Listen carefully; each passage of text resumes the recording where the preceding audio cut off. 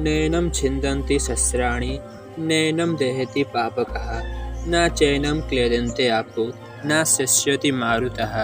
अर्थात आत्मा को ना तो कोई शस्त्र छेद सकता है, न अग्नि जला सकता है, न जल गला सकता है और ना ही वायु सुखा सकता है। आपने पाठ्यक्रम में भागवत गीता के इस श्लोक को तो आपने जरूर पढ़ा होगा, परंतु उस समय ये भावना केवल कंठस्थ करके परीक्षा में उत्तीर्ण होने तक ही सीमित थी। आयु बढ़ने के साथ आपने जीवन को और भी निकट से देखे।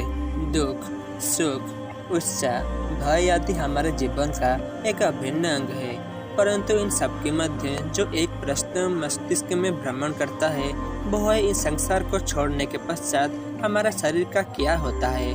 मृत्यु के पश्चात आत्मा कहाँ जाता है, क्या इस संसार के परे भी कुछ है। ऐसे अनेक प्रश्नों से हम जूझते रहते हैं। मित्रों, आज के इस वीडियो में आपके लिए पुनर्जन्म, रीबर्थ या आफ्टर लाइफ से जुड़े कुछ अनोखी तथ्य लेकर आए हैं। नमस्कार दोस्तों, मैं आदर्श यूनिक बातें यूट्यूब चैनल पे आप सभी का स्वागत करता हूँ। वीडियो अगर अच्छा लगे तो प्लीज़ एक लाइक कर देना, साथ ही इस वीडियो को अपने फ्रेंड्स और फैमिली मेम्बर के साथ शेयर कर देना। क्या बता इस वीडियो में बताई गई बात वो ना जानते हो? चलिए बिना किसी इंतजार के वीडियो को शुरू करते हैं। पुराणों के अनुसार मृत्यु के पश्चात हमारा आत्मा हमारा शरीर को छोड़कर दूसरे शरीर को धारण करती है। ध्यान देने की बात यह है कि दूसरा शरीर सिर्फ मनुष्य का ही नहीं बल्कि किसी भी प्राणी का भी हो सकता है, चाहे वह पशु का हो या पक्षी का या फिर कोई सरीसृप का ही क्यों न हो। इसीलिए शरीर निश्चर होता है, आत्मा नहीं। आत्मा मृत्यु के पश्चात किस प्राणी का शरीर धारण करेगा यह मनुष्य के कर्म से निर्धारित होता है। आपका अनुभव रहा होगा, अगर कोई व्यक्ति सर्वदा शुभ कर्म करता है वो भी आगे जाकर दुख भोगता है। इस बात का लेकर पुराणों में कहा गया है कि मनुष्य को जो जीवन में जिस परिस्थिति का सामना करना पड़ता है वो ना तो केवल इस जन्म बल्कि पिछले कई जन्मों के कर्म का फल होता है।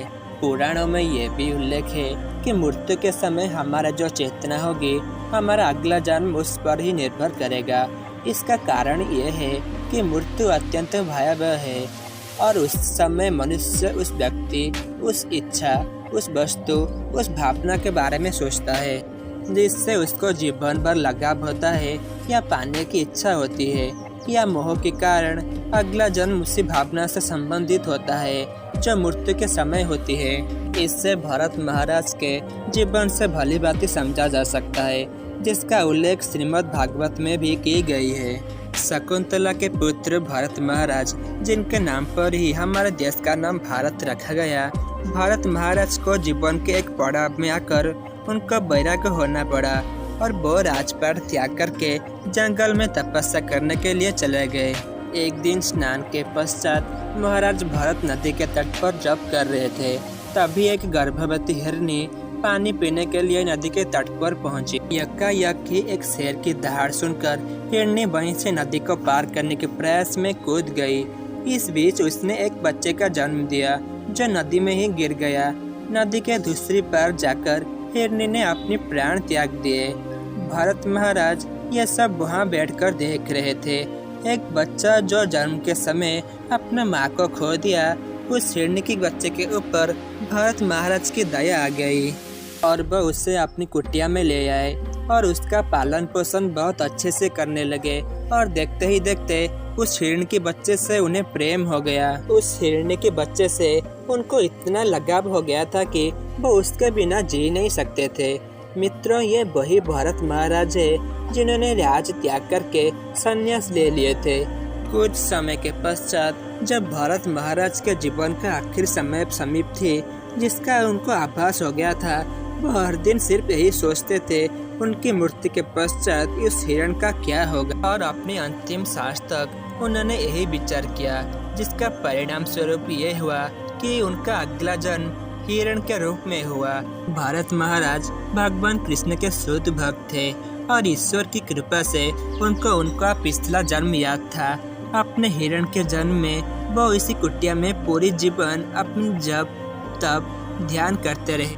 परिणाम स्वरूप अगले जन्म में पुनः मनुष्य शरीर जड़ भरत के रूप में प्राप्त किए और इस जन्म में ही उनको मोक्ष प्राप्ति हुई। पुराण में यह भी उल्लेख है कि मोक्ष की प्राप्ति मनुष्य के जन्म के बाद ही संभव है। भगवत गीता में भगवान कृष्ण ने कहा है, अंत काले चमा में स्मरण मुक्त कलेबरम या प्रयति सामद भाव्यम याति नक्षत्र संशया। अर्थात जो पुरुष अंतकाल में मुझको ही स्मरण करके अपना शरीर को त्याग करता है वो मेरे परम तत्व को प्राप्त होता है, इसमें कोई संशय नहीं है। इसीलिए कहा जाता है जिसकी मृत्यु सुधर गई उसका जीवन सुधर गया। तो मित्रों, मनुष्य जीवन का सिर्फ एक ही उद्देश्य होता है, मोक्ष प्राप्ति अर्थात परमेश्वर को प्राप्त करना। 84 लाख शिवलिंगों के बाद सौभाग्यवश हमें मनुष्य की जन्म की प्राप्त हुई है। इसे व्यर्थ नहीं जाने देना है। सर्वदा परमेश्वर का नाम जप करे और उनको स्मरण करे ताकि मृत्यु के समय केवल भगवान ही हमारे विचारों में आए और कुछ नहीं। इसके पश्चात आपका आत्मा किसी प्राणी का शरीर धारण नहीं करेगी, सीधा अपने गंतव्य स्थान तक पहुंचेगी। उम्मीद करता हूं वीडियो आपको पसंद आई होगी। अगर अभी तक आपने हमारे चैनल को सब्सक्राइब नहीं किया तो प्लीज सब्सक्राइब कर दीजिए। साथ ही राइट साइड में जो मंदिर की घंटी है उसे भी दबा दीजिए ताकि जब जब मैं वीडियोज अपलोड करता रहूँगा तब तब आपका नोटिफिकेशन की घंटी बजता रहेगा और आपको ऐसे ही यूनिक वीडियोज मिलता रहेगा। आज का सवाल, भारत महाराज के माता का नाम क्या है? Option A Rambha, option B Menaka, option C Urvashi या फिर ऑप्शन डी शकुंतला। अगर इस सवाल का जवाब आपको पता है तो नीचे कमेंट करके हमें जरूर बताएं। आज के लिए इतना ही, मिलते हैं अगली वीडियो पे। तब तक के लिए खुश रहे और हमेशा दूसरों को खुशी से रखें। धन्यवाद।